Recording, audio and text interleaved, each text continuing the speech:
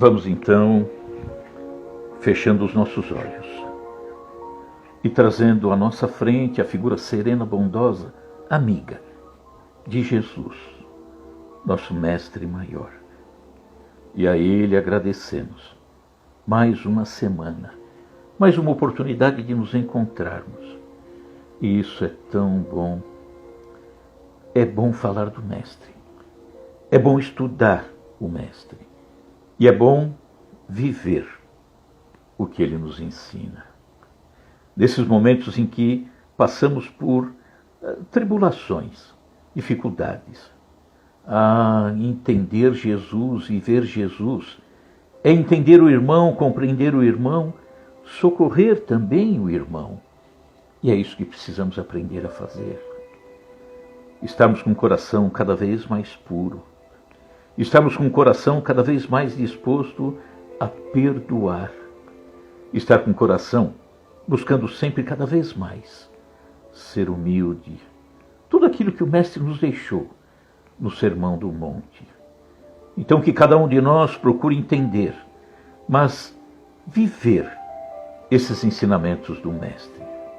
Certamente seremos mais felizes e faremos os nossos irmãos também mais felizes. Que assim seja, graças a Deus. Bom, boa noite a todos, uma alegria estarmos reunidos mais uma vez.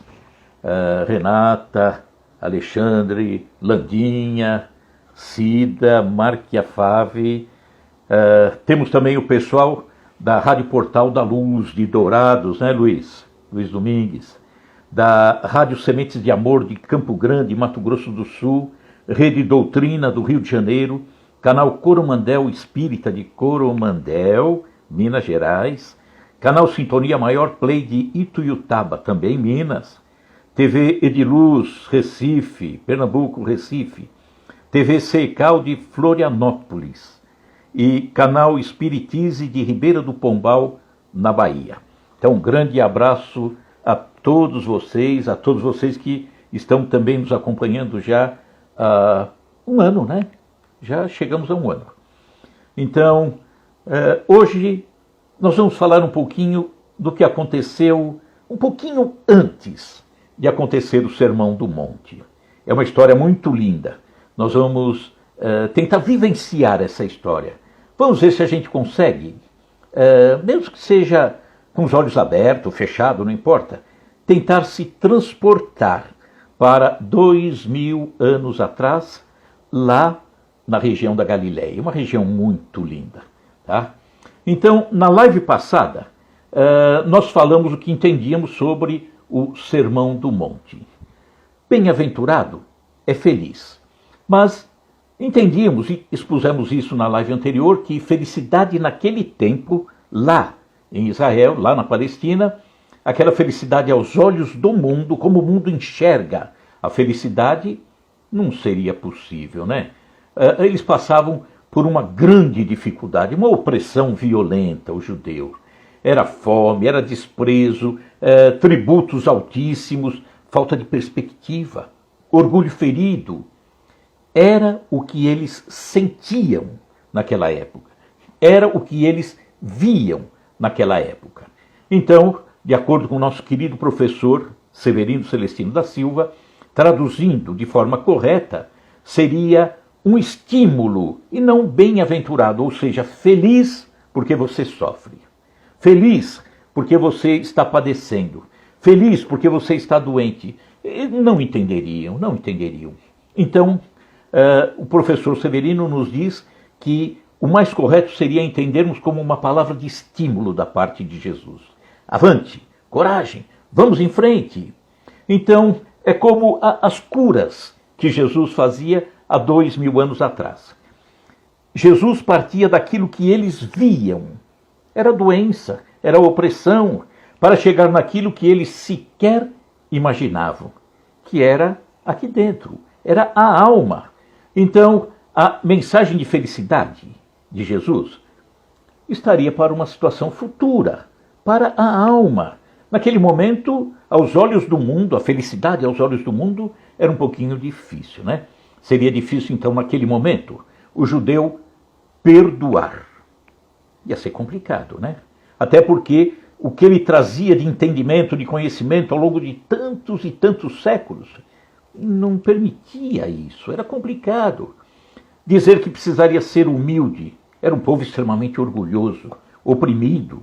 Trazer pureza no coração, ser pacificador, amar o inimigo, não, ia tudo no sentido contrário daquilo que eles estavam acostumados.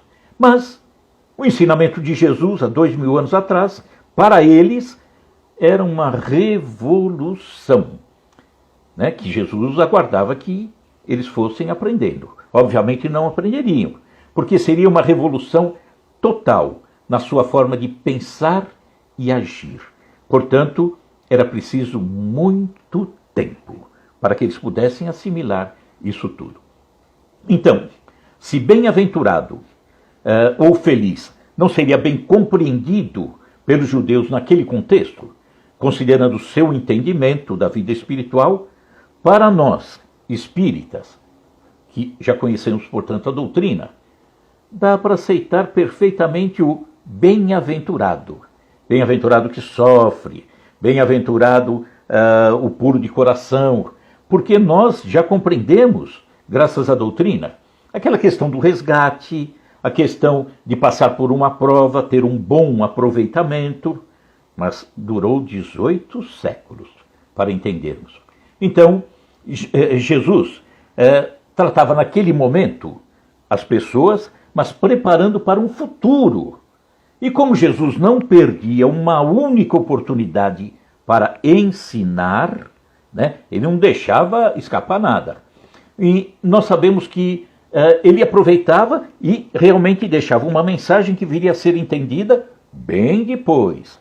Daí ele ter prometido o Consolador, né? E sabemos até que dentro do próprio grupo dos discípulos não havia tanto entendimento, não havia grande entendimento. Até porque eles estavam no início de uma caminhada, mas trazendo todo o entendimento do passado. E praticamente todos eles eram pessoas extremamente simples, iletrados. Eram, por exemplo, pessoas da pesca. Eram pessoas que viviam de uma forma bastante simples e nada ou quase nada conheciam, à exceção de Levi. Levi, Mateus, que depois ele adota o nome de Mateus. Naquela época era muito comum, quando alguém descobria algo que lhe modificava a vida, ele até trocava de nome. Levi muda o nome para Mateus, Natanael muda o nome para Bartolomeu e daí em diante.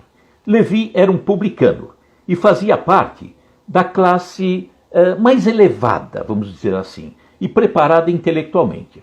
E tudo indica ter sido uma atitude de Levi que acabou motivando Jesus a fazer o Sermão do Monte. Essa historinha que nós vamos contar, né? É um acontecimento envolvendo aquele discípulo que poderia, portanto, ter inspirado Jesus a fazer esse sermão, tá? Então, vamos entender e procurar viver esse episódio, né? Se der para dar uma paradinha e mentalizar, tentar imaginar o que se passava, vai ficar gostoso. Vamos lá. Na época, quando Jesus começou a distribuição do seu evangelho, essas primeiras claridades começaram a ser espalhadas por aquela região. Em razão disso, era muito natural que corressem para Cafarnaum, onde ficava Jesus, os enfermos, os derrotados da sorte, e que enchiam as ruas de Cafarnaum em turbas ansiosas para encontrar Jesus, né? Porque a dor sempre existiu e atormenta o homem e faz com que ele naturalmente procure alívio. Como nós dissemos, Jesus partia do que eles sentiam para poder chegar naquilo que eles sequer imaginavam, né? E essas pessoas, obviamente, iam até Jesus em busca da solução das dores do corpo. Aí não estavam assim habilitados a perceber os problemas da alma. Mas Jesus, pela dor do corpo, caminhou para ensinar a cura da alma. Então, hoje, eu diria que muita coisa acontece igual. Quantas pessoas comparecem a uma igreja, a um templo, a um centro espírita, procurando soluções mais vinculadas à questão material do que à parte espiritual. São pessoas que trazem dificuldades de saúde, financeiro, relacionamento com alguém, e vem lá e quer a solução, né? Para a alma, ir já preocupado na solução da alma é a minoria, né? Mas, voltando a 2000 anos atrás, os discípulos, aqueles que acompanhavam Jesus, eram os mais visados, porque as pessoas vinham na esperança de que eles soubessem muita coisa, porque eles tinham um contato permanente com Jesus. Filipe, um dos discípulos, constantemente era assaltado, vai na rua. O termo assaltado não se aplica bem, mas era procurado pelas pessoas, pelos doentes, por aqueles que sofriam. Pedro, a casa de Pedro, que servia de quartel-general para Jesus, também ficava rodeada de pessoas que queriam encontrar-se com Jesus, em busca da ajuda, em busca do auxílio. Todos queriam de Jesus um benefício imediato. Então, eles vinham, mas os discípulos mal compreendiam. Eles procuravam os discípulos, mas eles estavam no início da caminhada deles. Então, entendiam muito pouco do que Jesus falava ainda, né? Precisariam de tempo. E as pessoas que os procuravam colocavam em posição de superioridade. Ele anda junto com Jesus, então ele é como se tivesse um privilégio. E não tinha um privilégio nenhum, né? Então, tanto Felipe como Pedro, não, eles estavam no início. Começavam mal e mal a compreender alguma coisinha. Mas os que buscavam, imaginavam que de alguma forma uma varinha mágica viria revolucionar, mudar, tirar a sua dificuldade, a sua dor, coisas que acontecem ainda no dia de hoje, né? Muitos que se dizem seguidores ainda querem se colocar em patamar superior. É isso que é pior, né? Questão do orgulho, da vaidade. E os necessitados de hoje, vendo esses, entre aspas, discípulos de Jesus na atualidade, também colocam nas mãos deles, desses discípulos, a solução dos seus problemas. E normalmente os problemas materiais. E normalmente as pessoas não querem se esforçar muito. Não, eu vou conseguir a cura, a solução. E às vezes nem confiança têm para solucionarem as suas próprias dificuldades. E ficam sempre esperando um milagre. Vamos continuar. 2000 anos atrás. Então, as pessoas procuravam os discípulos. Mas, para os discípulos, eram os primeiros dias, né, que eles estavam tendo contato com Jesus. E, de repente, na casa de Levi, que era um publicano, era o que tinha um nível intelectual mais elevado, aparece um grupo de pessoas infelizes na casa de Levi. Eles queriam explicações sobre o evangelho do reino, de modo a poderem trabalhar melhor na observância dos ensinamentos que Jesus começava a transmitir. Que interessante. Eles estavam buscando o entendimento do evangelho. Eles não estavam indo em busca de alguma coisa para o corpo ou para uma dificuldade maior. Eles queriam compreender Jesus, mas traziam os seus problemas, sem sombra de dúvida, né? Então, a intenção era das melhores. Eu quero entender, eu quero aprender. Mas, hoje, como é que andam as coisas? Será que as pessoas estão procurando de fato? Será que as pessoas estão muito preocupadas em conhecer o Evangelho? Em se aprofundar nos ensinamentos do Cristo? Em mexer no seu interior? Não. Até porque também muitas vezes aquele que ensina também às vezes não está muito preocupado em ensinar de uma forma clara aquilo que Jesus transmitiu. E aí começa a interferência, a mensagem de Jesus, mas um pouquinho da mensagem de quem está transmitindo. É a questão do personalismo. E de repente ele está aí envolvido na distribuição do evangelho, mas muitas vezes preocupado, por exemplo, com questões financeiras. Isso acontece muito, né?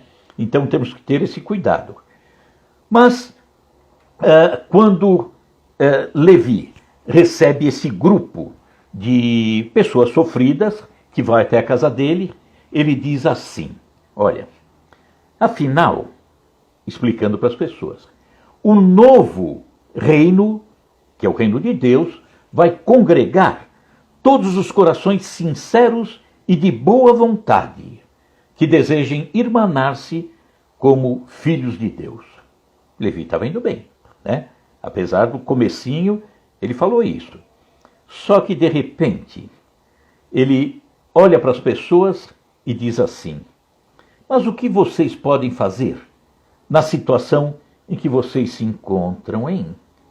E dirigindo-se a 3 deles, que Levi conhecia, ele fala assim: o que você pode realizar, ô Lisandro?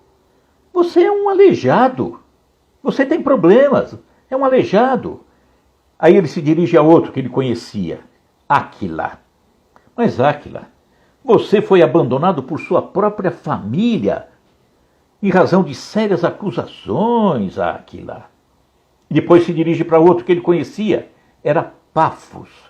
Pafos, como você vai edificar alguma coisa se você vive cheio de aflições? Olha o entendimento dele. Levi até que começou certinho, né? O reino do céu será construído por aqueles corações sinceros e de boa vontade. Perfeito, bonito. Mas ele se engana na sequência, porque ele faz julgamentos sobre a pessoa. E ele olhou para essas pessoas identificando apenas as dificuldades que elas traziam. Um era aleijado, outro abandonado pela família, outro vivia no meio de aflições, né? O aleijado Lisandro, o abandonado era o Áquila e nas aflições era Pafos. E ali, como era o começo do entendimento de Levi e de todos os outros discípulos, havia incoerência. Ele era incoerente, ele não conseguiu concatenar bem as coisas. Aleijado, sofrido, não pode ter um coração sincero e de boa vontade? Não tem nada a ver. E a construção do reino não é uma construção que se carregue tijolos, blocos, sacos de cimento. Aí o aleijado teria alguma dificuldade. Mas a construção do reino de Deus está aqui dentro, é no coração. E hoje, o que acontece? Ainda nos colocamos na situação de avaliar as pessoas.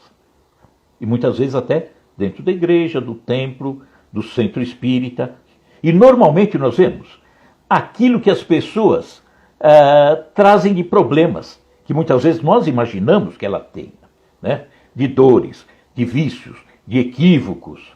E na condição de superior, na qual nos colocamos, costumamos apontar o dedo para os outros. Imaginamos que nada podem fazer de bom. Eles não têm competência. Quem tem competência sou eu, eles não, né? Eles são os aleijados da alma. Eles são os abandonados por Deus. Eles são os esquecidos do mundo. E nós os colocamos em situação de inferioridade. Triste. Vamos voltar 2000 anos atrás. Então, quando Levi fala isso para os 3, você é aleijado, você é isso, você é aquilo. Os interpelados, eles que vieram, olharam um para o outro cabisbaixo, humilhados. Somente aí eles reconheceram que realmente possuíam grandes deficiências. A palavra rude de Levi havia despertado isso neles. E a partir de então, sentiram uma dor sem limites. Mas Jesus havia dito que nas suas pregações carinhosas, que seu amor vinha para buscar todos os que se encontrassem em tristeza e em angústia de coração.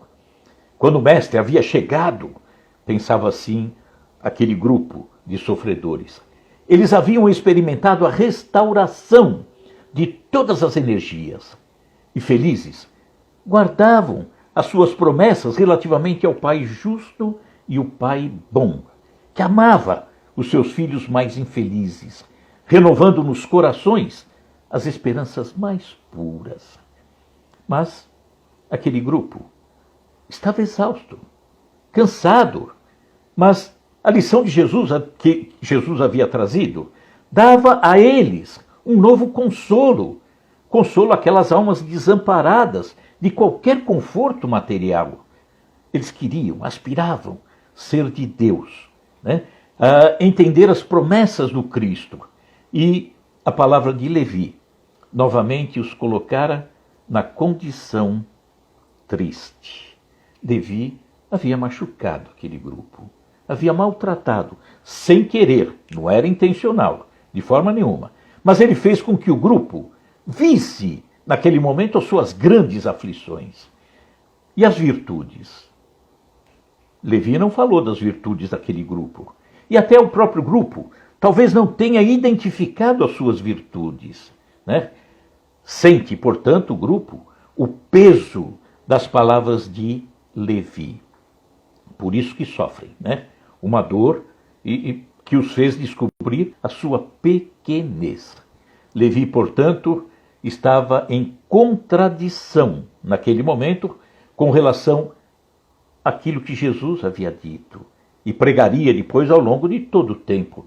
Mas estava de uma forma contrária a Jesus por ignorância, né? Jesus vinha para os necessitados, Jesus vinha para os tristes, e aquele grupo sabia disso, sabia do amor de Jesus, do amor do Pai, e conservavam, portanto, apesar da tristeza, as esperanças, mas estavam exaustos, cansados, mas continuavam com esperança, queriam continuar assim. E as palavras de Levi, apesar de ter colocado aquele grupo numa situação inferior, apesar de Levi não ter a intenção, havia machucado.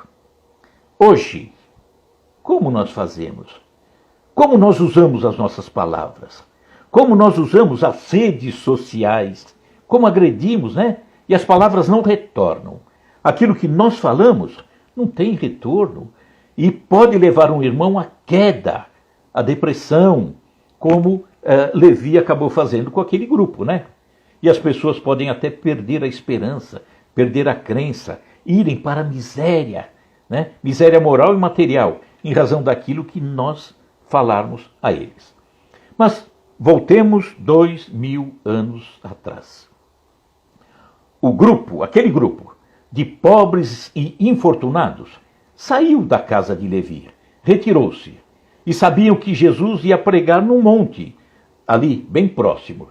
E talvez Jesus, né? Eles pensavam, talvez Jesus vai ministrar os ensinamentos que nós estamos precisando, né?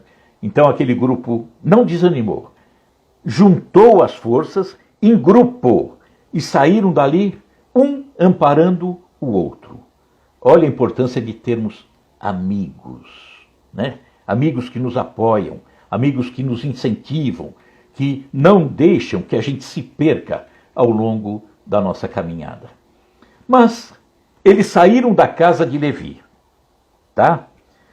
Quem entra na casa de Levi? Em seguida, Jesus. Jesus acompanhado de André. Os dois entram na casa de Levi e começam uma conversa animada. Mas de repente, Levi se recorda do episódio que havia acontecido minutos antes. E sorrindo, de uma forma ingênua, porque ele não tinha noção do que havia feito, ele relata a ocorrência dizendo que, a construção do Evangelho, Jesus, veio um grupo aqui, mas como que poderia ser feita com aleijados, com mendigos? né? E no momento em que ele fala pobres, aleijados, mendigos, ele se recorda que os 11 companheiros dele, os outros discípulos, eram pessoas pobres, pessoas sem recurso nenhum, pessoas iletradas.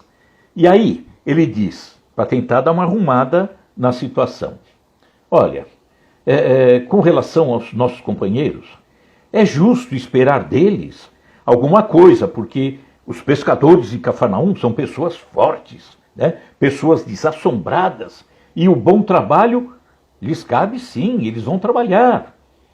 Obviamente era uma visão equivocada de Levi, muito complicada, né? E aí, o que será que acontece? Porque Jesus, obviamente, não aprovaria aquele comportamento, mas também não censuraria Levi, porque ele fez sem o conhecimento, não fez por maldade. E aí diz que Jesus fixou os olhos em Levi, tocou no ombro dele e começou a falar. E essa fala de Jesus eu vou ler, porque não dá para perder uma única palavra. Olha que lindo. Jesus diz assim: no entanto, Levi, precisamos amar e aceitar a preciosa colaboração dos vencidos do mundo.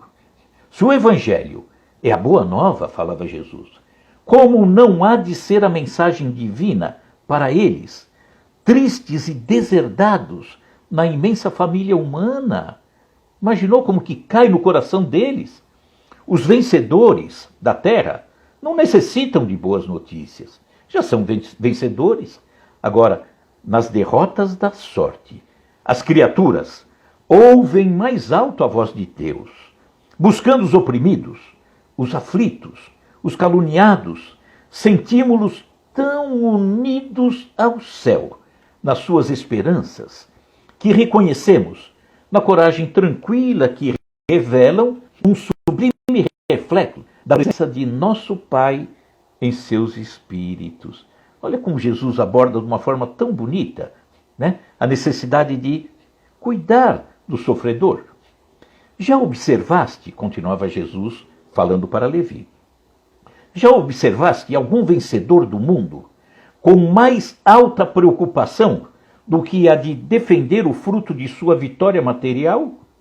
Vencedor do mundo normalmente está preso às coisas da matéria, né? Então Jesus, falando isso, chamava a atenção de Levi para valorizar o pobre, valorizar o aflito, o necessitado, o desamparado. E Levi se emocionava com aquele ensinamento de Jesus. Ainda não havia acontecido o Sermão do Monte, tá? E aí Levi diz assim: mas, Senhor, minhas observações com relação a isso partir porque eu acho que a gente deveria apressar a supremacia do teu evangelho entre os que governam o mundo. Ou seja, Levi queria divulgar o evangelho para os poderosos. É colocar na mídia, né? Botar aí na Globo, na Record. É por aí que chegaria no coração do humilde. E aí Jesus diz assim: mas Levi, quem governa o mundo é Deus. É Deus. E o amor não age com inquietação. Agora, imaginemos, Levi, que os triunfadores da terra viessem até nós ensarilhando suas armas exteriores, colocando as suas armas exteriores de lado. Figuremos alguns generais romanos chegando a Cafarnaum com os seus troféus numerosos e sangrentos, afirmando-se desejosos de aceitar o evangelho do reino de Deus e oferecendo-se para cooperar em nosso esforço. Imagine chegar um general, né, cheio de pompa, com sangue nas mãos, aquela coisa toda, querendo, olha, eu quero fazer parte do grupo. Certamente, continuava Jesus, trariam consigo legiões de guardas e soldados, funcionários e escribas, carros de triunfo, espadas, prisioneiros. Começariam protestando, esses generais, contra as nossas pregações pelas estradas singelas. Ah, não queremos estrada singela. Não, não. Por não estarem no íntimo desarmados das vaidades das vitórias, ou seja, aqui o orgulho continuava forte, edificariam suntuosos templos de pedra, em cuja construção lutariam duramente por hegemonias inferiores. Uns desejariam palácios soberbos, outros empreenderiam a construção de jardins maravilhosos, e recordando a ação das espadas mortíferas desses generais, talvez pretendesse disputar a ferro e fogo, a força, o estabelecimento do reino de Deus, exterminando-se reciprocamente, por não cederem uns aos outros em seus pontos de vista, desde que cada vencedor se julga no mundo com maior soma de direitos e de importância.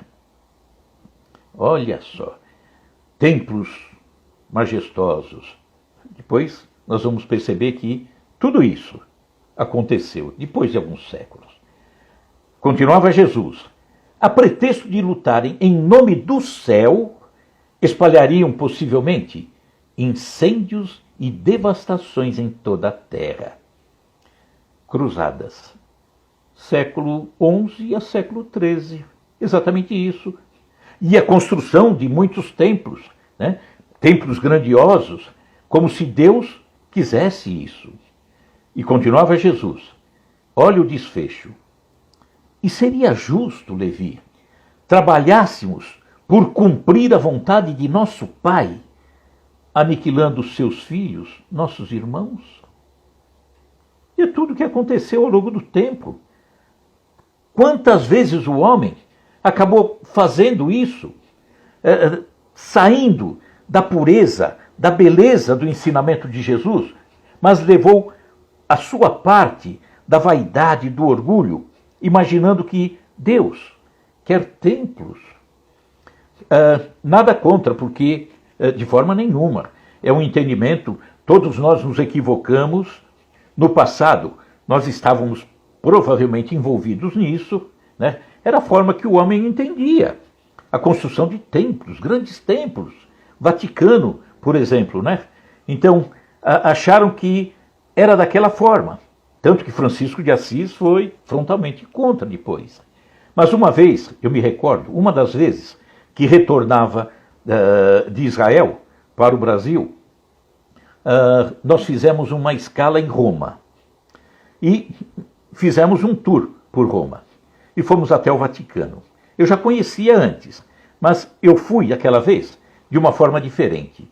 Eu estava vindo de Israel, saindo praticamente de Cafarnaum, onde Jesus espalhou toda a mensagem dele, local extremamente simples, é a natureza, é a beleza, é a simplicidade, e horas depois eu estava dentro do Vaticano. Eu falei, meu Deus. Então foi um choque. Com todo respeito, por favor, né, católicos, é uma coisa bonita, é uma crença, mas foi um confronto. Tanto que Francisco de Assis, né, não gostou muito da brincadeira. Então, nessa explicação de Jesus, Levi estava impressionado. E continuou Jesus. Até que a esponja do tempo absorva as imperfeições terrestres, portanto, evolução através das reencarnações, o homem crescendo, o espírito evoluindo, né? Os triunfadores do mundo, falava Jesus, são pobres seres que caminham por entre tenebrosos abismos. É imprescindível, pois, atentemos na alma branda e humilde dos vencidos. Para os seus corações, Deus carrega bênçãos de infinita bondade. Esses, os vencidos, quebraram os elos mais fortes que os acorrentavam às ilusões e agora marcham para o infinito do amor e da sabedoria.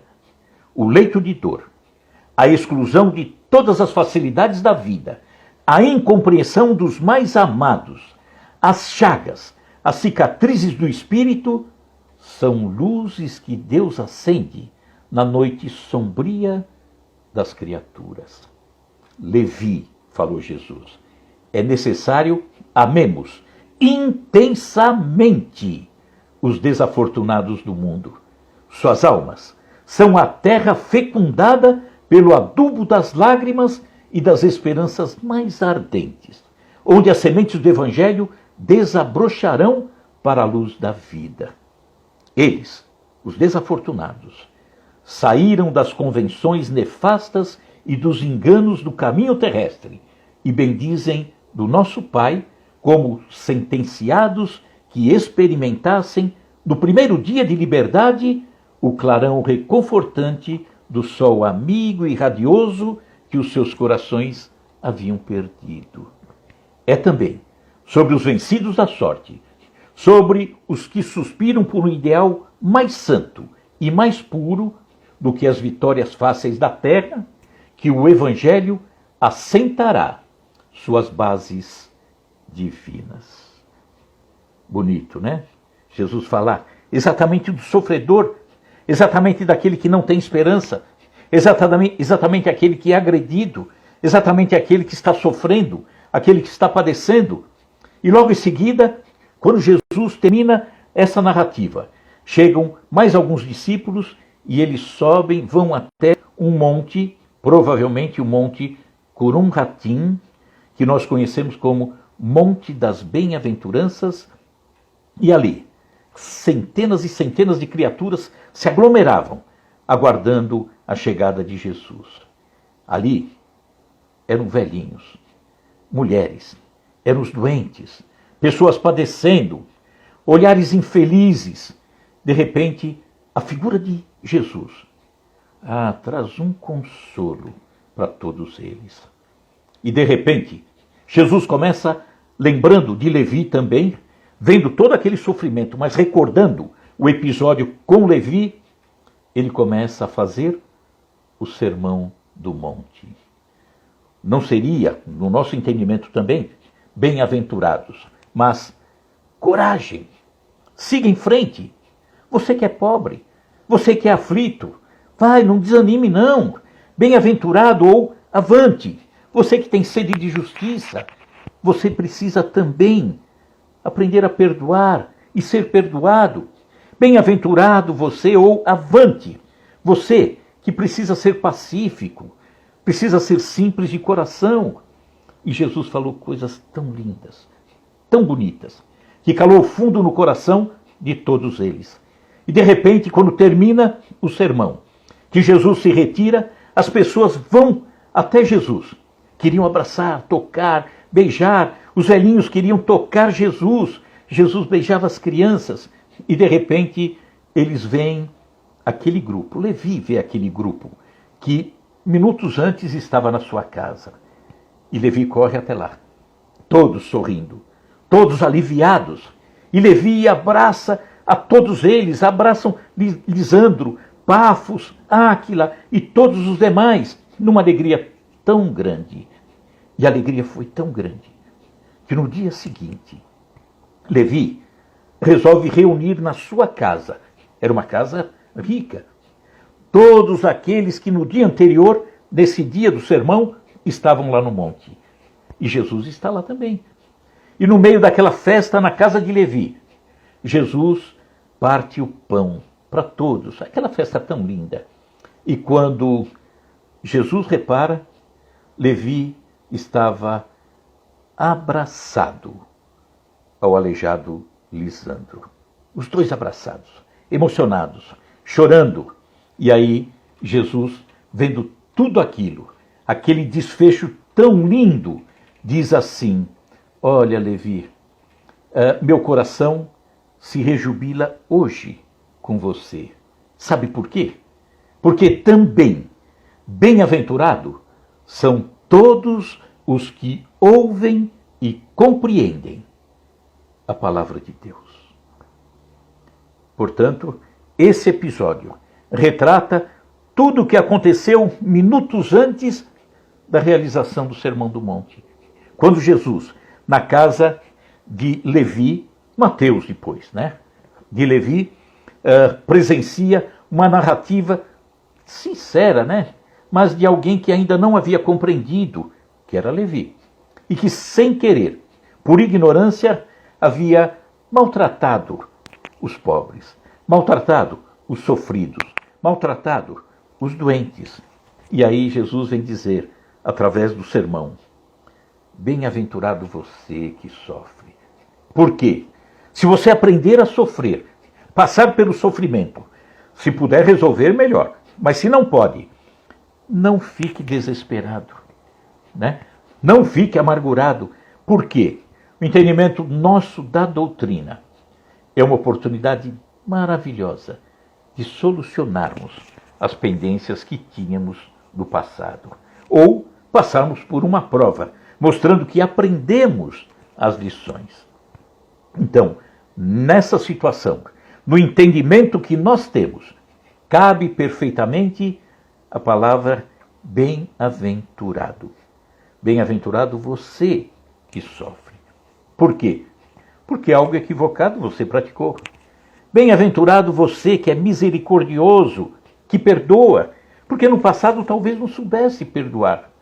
Bem-aventurado você que busca a pureza do coração, porque antes era muito mais orgulhoso do que somos, todos nós, nos dias de hoje. Então, esse é o Sermão do Monte.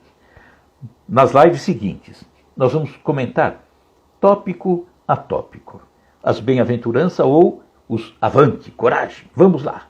Tá bom? Essa era a mensagem. Agora, vamos conhecer o Sermão do Monte, mas sabemos como é que ele surgiu. Por quê? Em que situação? E agora fica até mais bonito, né? Tá bom, pessoal? Então, vamos encerrando. Já deu a hora. Vamos fechar os nossos olhos e trazer à nossa frente a figura serena e bondosa do nosso Mestre. E agradecemos a Ele por tudo que Ele nos deixa.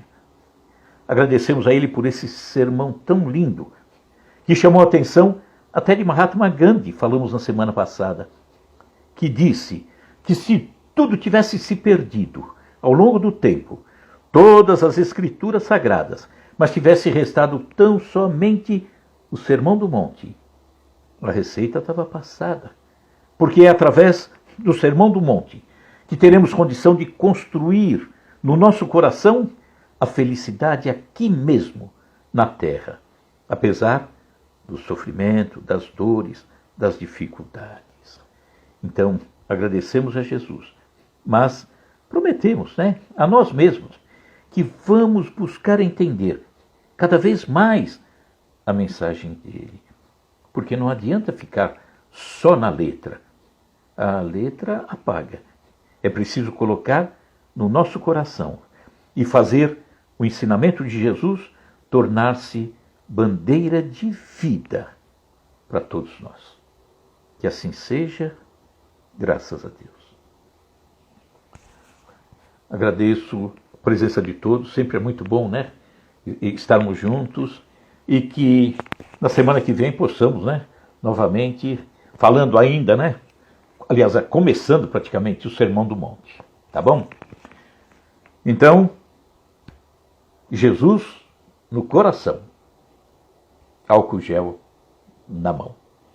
Abraço, muito obrigado, fiquem com Deus e até sexta-feira, se Deus permitir.